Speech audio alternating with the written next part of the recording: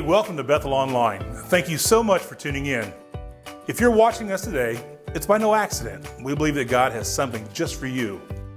Here at Bethel, we believe that when real people like you and me, encounter the real Jesus, real change happens. So our hope and prayer for you is that you have an encounter with Jesus today. We also believe that God has a next step for all of us to take. Today, your step may just be watching this week's message.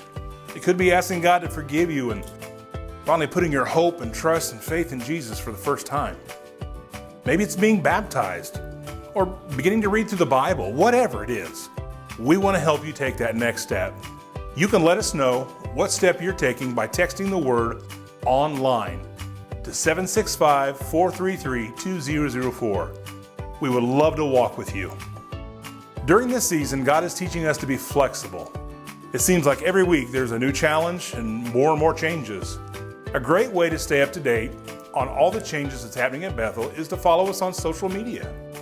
It's also a great way to listen to current and past Sunday morning messages. Like us on Facebook, subscribe to our YouTube channel, and follow us on Instagram. You can find us on all these platforms by searching Bethel Putco. Well, thanks again for tuning in online today. We want you to know that you are wanted, you are welcomed here, and that you are loved. I hope you have a great day. God bless.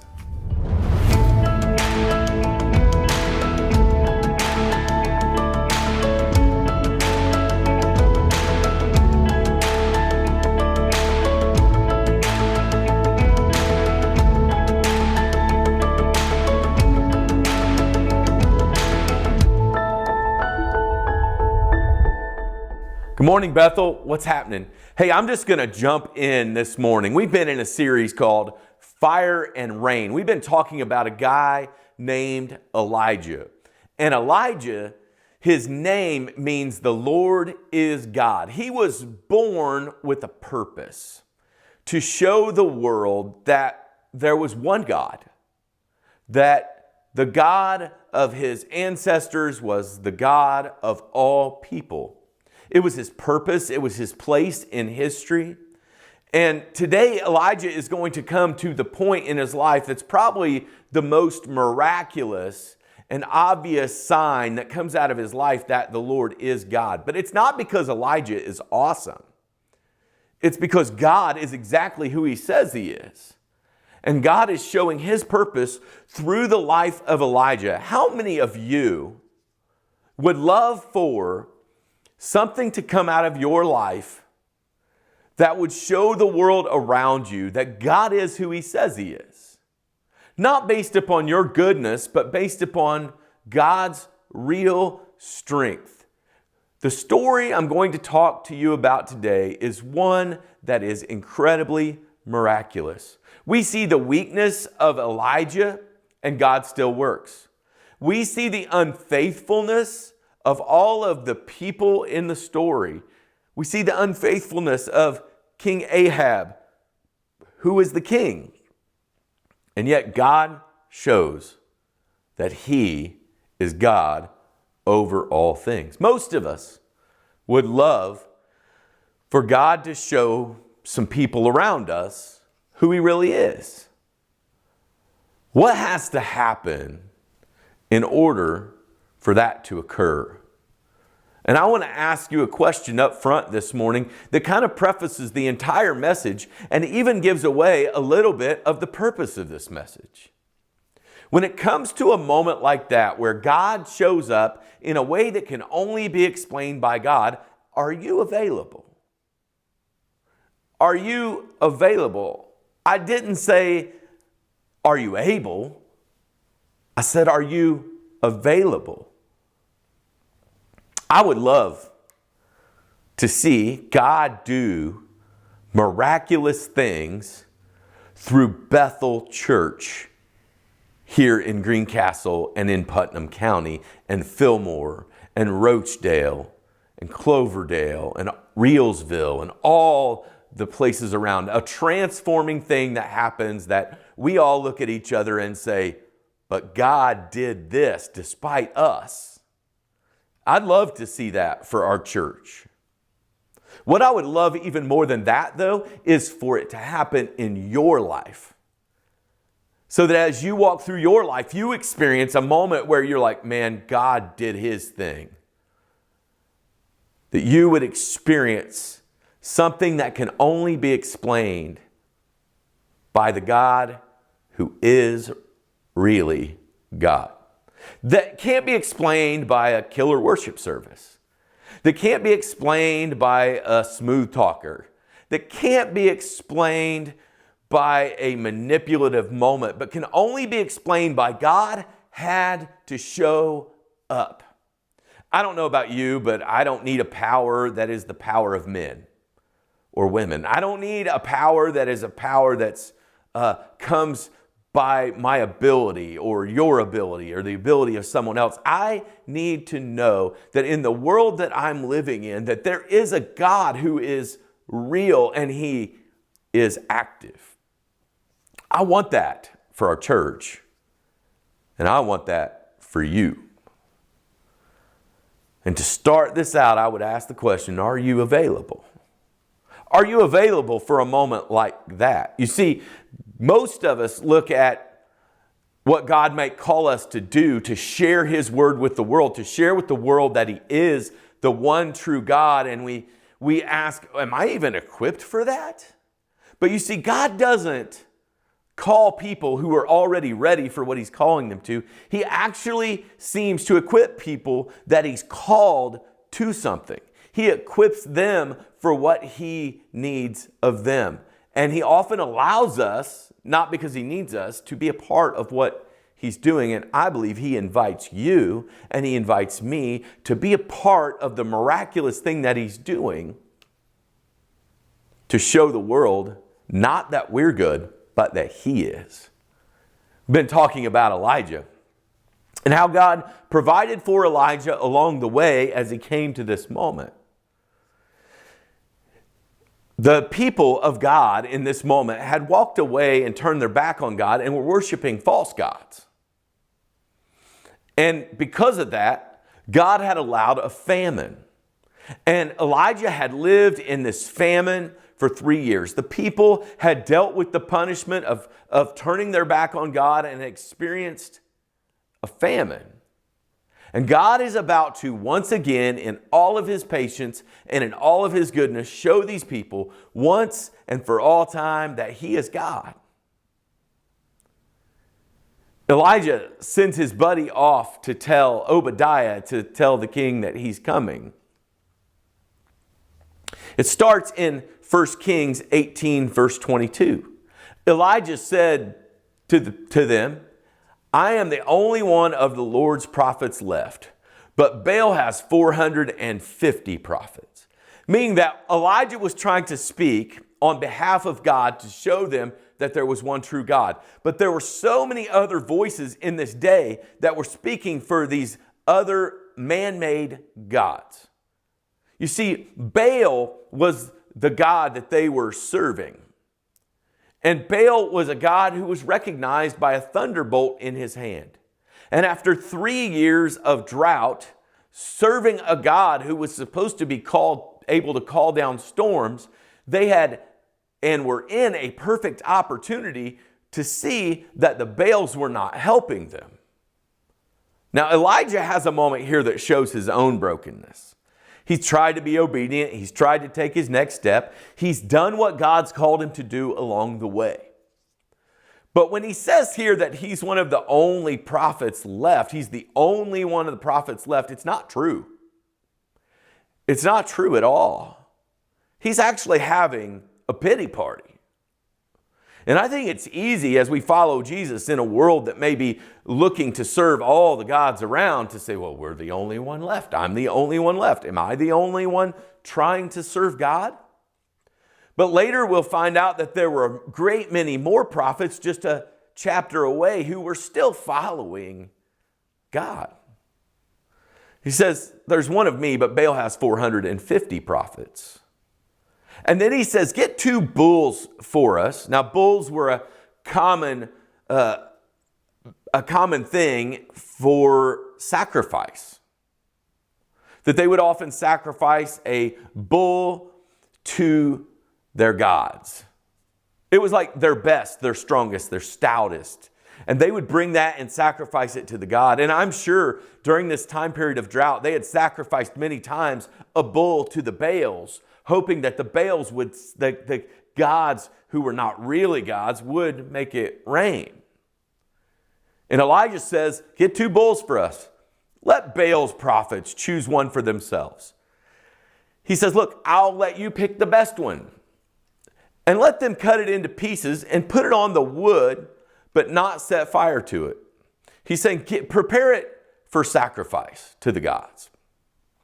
I'll prepare the other bull, and I'll put it on the wood, but not set fire to it. So here he is. There's one of him in this place. And there's 450 other prophets speaking about another God.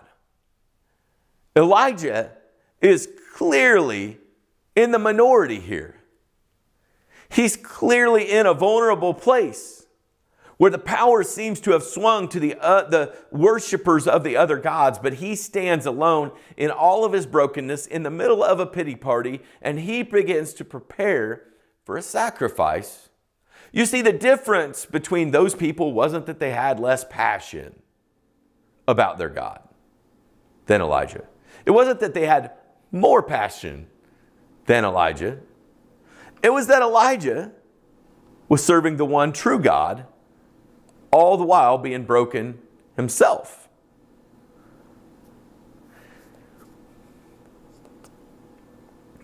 He says, then you call on the name of your God, and I'll call on the name of the Lord. The God who answers by fire, he is God. You call on your God, the one who has the lightning bolt in his hand, the one who you claim holds power over storms, who's not been answering you, all 450 of you, with all your enthusiasm. You call out to this God, and I'll call out to the name of the Lord. Notice he refers to theirs as gods, small g gods. And he refers to the Lord in a word that we know in Scripture as Yahweh, which is not just a name of a God, it's the name of the God. The God who defines who he is, the God who knows who he is, the God who's clearly offered himself to the people. The God who answers by fire, he is God. Then all the people said, what you say is good, so they made a deal. All right, fine, Elijah, we think you're a little bit of a troublemaker. You've caused us some problems. So yeah, we're up for a conversation with you. We're up for a competition with you. See who can call down fire right here and right now in a dry season. You know what these people didn't need? They didn't need a fire. They needed water. To start a fire was a dangerous, dangerous proposition. But they are ready to bet on their false gods. And Elijah is ready to bet on the God that he knows personally. The God who's cared for him along the way, the God that's looked out for him, the God that's brought him to this point. You know, verse 24, when it says all the people say what you say is good, is nearly miraculous because you've got religious people in full agreement that their false gods are going to show up. Elijah says to the prophets of Baal, choose one of the bulls and prepare it first, since there are so many of you, call on the name of your God, but do not light the fire. So they took the bull and prepared it. Then they called on the name of Baal from morning till noon. And these people were really invested in their false god. They were passionate about it. I mean, if we last much over an hour, or online we average much over 30 minutes, I mean, we see the numbers of people watching will drop off. But these people were ready to stay for what we would likely define as 3 to 6 hours, calling on the name of a God who wouldn't help them. They said, Baal, answer us. But there was no response, and no one answered, because the Baals were not God at all. They were man-made, and they couldn't do anything. They were powerless. And no matter how many people worshiped them, they were still empty gods. Do you have an empty God in your life that you're worshiping, that you're deeply invested in? Because what I've found over the years, if you're deeply invested in a false God, you will wind up with a bunch of emptiness. They said, Baal, answer us.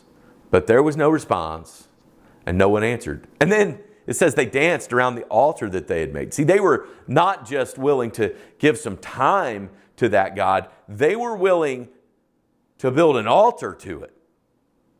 The altar that would symbolize the power of this God. And they danced around it and they were enthusiastic. You know, activity when it comes to a life of faith does not mean availability. If you want to experience that miraculous moment in your life, the answer isn't always, should I be more active?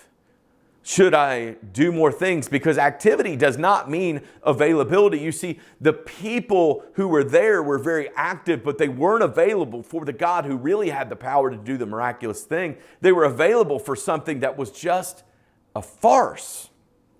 Activity doesn't mean availability.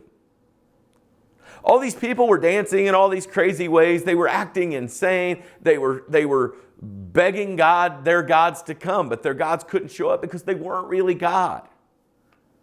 And activity doesn't mean closeness with God. It just means activity. But Elijah, even in all of his brokenness and loneliness, had developed some intimacy with God because along the way, when God called him to take the next step, he was available. And his availability led him to intimately know God. You see, availability leads to intimacy. Availability to God sets us up for the opportunity to see the miraculous. At noon, Elijah began to taunt them. Now, I have to admit, I'm a sucker for a trash-talking athlete. I mean, I love it when an athlete shoots a ball and says, in your eye, when he hits the shot. I love it when an athlete says, hey, this is what I'm going to do and I'm going to score on you, and they do it and they score. But Elijah, in this moment where he's so vulnerable to these people who are against him and they're against his purpose and they're against what he's supposed to carry out, he yells and taunts at them and says, hey, shout louder. Surely he's a God. Maybe your God is in thought or busy or traveling. Maybe he's sleeping and must be awakened. He actually, in the original Hebrew language, refers to the fact that God may be their God may be using the bathroom. So they shouted louder. So the people decided, well, if we add more enthusiasm about this thing that we're worshiping, maybe that'll help. And they cut themselves. They sacrificed themselves with swords and spears, as was their custom, until they bled. They started to try to pay a price to a God who couldn't even appreciate it because the God wasn't real. See, religion will often tell you, do more. Try harder. I mean, worship it more passionately. That thing in your life that's pulling you away from the one true God, oh, come on, invest deeper in it.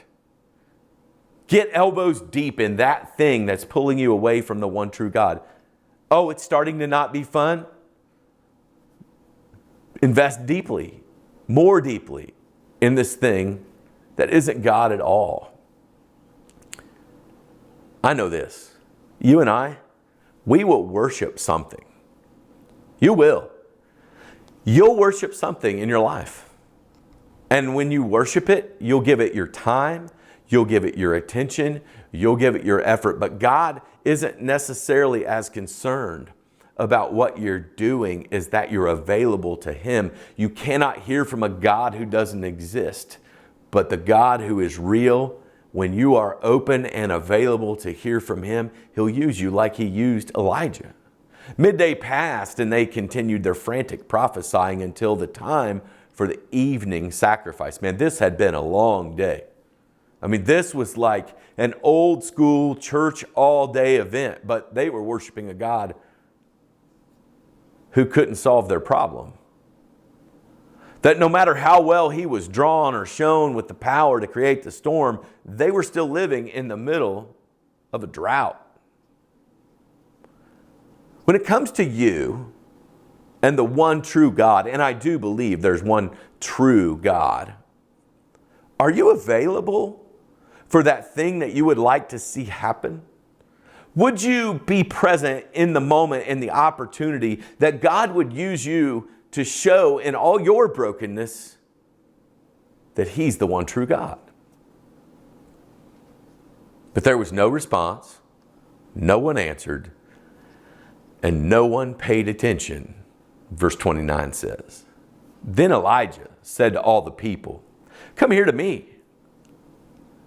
They came to him, and he repaired the altar of the Lord, which had been torn down. Now understand, at one point, these people had worshiped the one true God in this spot. But over time, they had begun to worship false gods that weren't really God. And they had allowed for their worship of the one true God to take a back seat to these gods who couldn't do anything for them. And Elijah, in all of his powerlessness and all of his imperfection, in his pity party and in his struggle, had continued to worship God even in difficult circumstances. Elijah took 12 stones, one for each of the tribes descended from Jacob. I think he's reminding the people as he places these 12 stones that God had put them as a part of His kingdom, that they were special to God. It says, To whom the word of the Lord had come, saying, Your name shall be Israel. The people still related to being called Israel, but they had lost their identity in the one true God. With the stones, he built an altar in the name of the Lord. And he dug a trench around it large enough to hold 2 seahs of seed. Basically, he built a big trench around it. And he arranged the wood, cut the bull into pieces, and laid it on the wood. Then he said to them, Fill 4 large jars with water and pour it on the offering and on the wood. Interesting. The water? What had just been happening for 3 years? A drought. It took faith to use water for something like this. Where do you think Elijah got the water? He got it from the people. Somebody stepped up and gave the water. And it wasn't just like we turn on a faucet and get water. This was water they likely carried with them in the dry climate so that they could get through the day or through the week or through their moment. And so when he asks for water, he's asking for sacrifice from them to God. And then he asked them to do it again, and they do it. And then he asked them to do it a third time, and they did it the third time. To all of you who are part of the ministry in Bethel and what we're doing to reach our community, to share that God is the one true God who transforms everything, for real people to encounter Him so that they can experience change. When you step up with the water and you volunteer your life, your time, you are setting the page to be available for a miracle. The water ran down the altar and it even filled the trench. I wondered as people poured the water if they thought, man, I hope I'm not messing up. But see, Elijah was available to make a place where God could do a big work. Elijah wasn't awesome. Elijah didn't have it all together. But when God called him to this action, he was ready for it because he was available. Are you available? So many of us want to experience the miracle, but we need to make ourselves available to God. I'd like to thank all the people at Bethel or in our community who consistently make themselves available to hear from God. You are setting a place where God can do a big work. And your availability, not your ability, will make a place where God can show up. Where it's obvious that it's Him who is of great strength, where it's Him who is capable and able. The water came from those who gave it. To those of you who are committed to supporting Bethel, you are setting a place up where people can do where God can do a big work and where God shows up. Where'd the water come from? From the people who gave. Thanks to those of you who are setting the table for other people to come to Jesus. I got a Facebook message last week from a young lady who came to our church at an invitation from a friend. She came because of the friendship she had with the person she came with. But in the process of hearing the message of this God, she opened her heart that there might be a real God who could help her life in ways she couldn't help it herself. You played a part in that. And for every young lady like this, there are hundreds. For every young man like this, there are hundreds who direly need to see God's power more than the power of men. Who are looking to see, is there a God who can direct my life and lead my life? At the time of sacrifice, 1 Kings 18:36 says, at the time of sacrifice, the prophet Elijah stepped forward and prayed, Lord, the God of Abraham and Isaac and Israel, let it be known today that you are God in Israel, and that I am your servant and have done all these things at your command. What he's saying humbly is, God, can you show up? Answer me, Lord, answer me, so that these people will know that you are Lord, are God, and that you are turning their hearts back again. Do you know what I see in Elijah here? Elijah isn't saying, God, you know I'm a great servant. You know I'm awesome. God, show these people that I'm really your voice. Show these people that I'm awesome. Elijah's humbly saying, listen, God, I'll be available so you can show up where I'm at. See, Elijah didn't just pray. He prepared. He had prepared along the way in his path to be present. He had kept room in his life and margin so he could hear from God. And then the miracle happens. The fire of the Lord fell and burned up the sacrifice, the wood, the stones, and the soil, and also licked up the water in the trench. When all the people saw this, they fell prostrate and cried, the Lord, He is God. The Lord, He is God. The people saw the power of God. Now here's the thing. It's a great miracle. God called down fire to show that He was God, but the people didn't need fire, they needed water. Next week, we're going to talk a little bit more about what God did and how God provided for the people. But we're going to end with this. Elijah commands them, seize the prophets of Baal, don't let anyone get away. They seized them, and Elijah had them brought down to the Kishon Valley and slaughtered there. See, the reality is, we have a just God who is both loving and patient, who gives us many opportunities and shows in many ways that He is the Lord our God.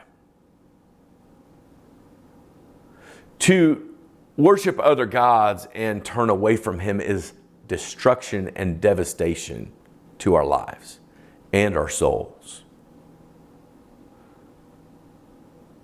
And then Elijah turns to King Ahab and says, go eat, drink, for there is the sound of heavy rain.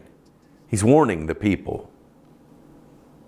If you turn to the gods of the heavens and the earth, you have no more need to worry. You have no more need to hold back your source of water. You have no more need to hold back on the food at hand because God will provide for those who are wholly devoted to him. So Ahab went off to eat and drink, but Elijah climbed to the top of Mount Carmel, bent down to the ground, and put his face between his knees. What a humble move for a guy who, in the presence of all these people, just seemingly did a miracle.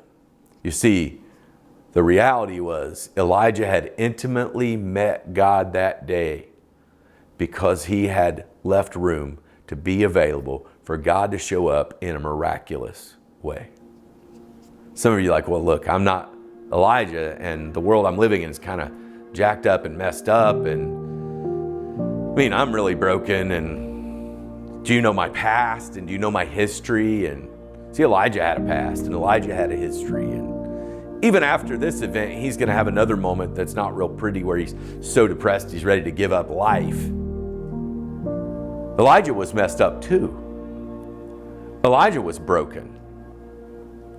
But that's good news for you and me, because God uses messy and broken people like Elijah. And God uses messy and broken people like you when they make themselves available to God. Not to show that those people are awesome, but to show that he is. God only uses messy and broken people because messy and broken people is all that there are. Everyone in this story is not a hero, but one was available. And I believe that the question God has for our heart today, for mine, for yours,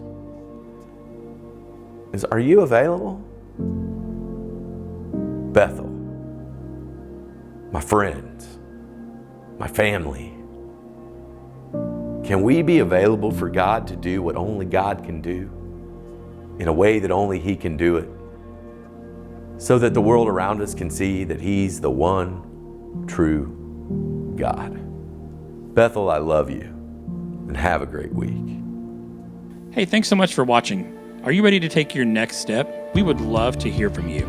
You can send an email to hello@bethel.us. You can send us a message on Facebook, or you can let us know in the Bethel app. And speaking of the Bethel app, take a moment, if you haven't already, to go to your app store and search Bethel Putco to download our app. There's all kinds of great resources in the app. You can listen to messages, you can view the messages for Sunday morning, and you can also fill out a digital Connect card. You can do that today and each week to let us know that you're tuning in. You can also find some great information about our Bethel Kids Ministry and our Be the One student ministries. Also in the app, you can give. It's one of 3 ways you can give: with online giving at bethel.us/give, in our app, Bethel Putco, or through text. Hey, thanks again for joining us. We hope you have a great day and know that you are loved.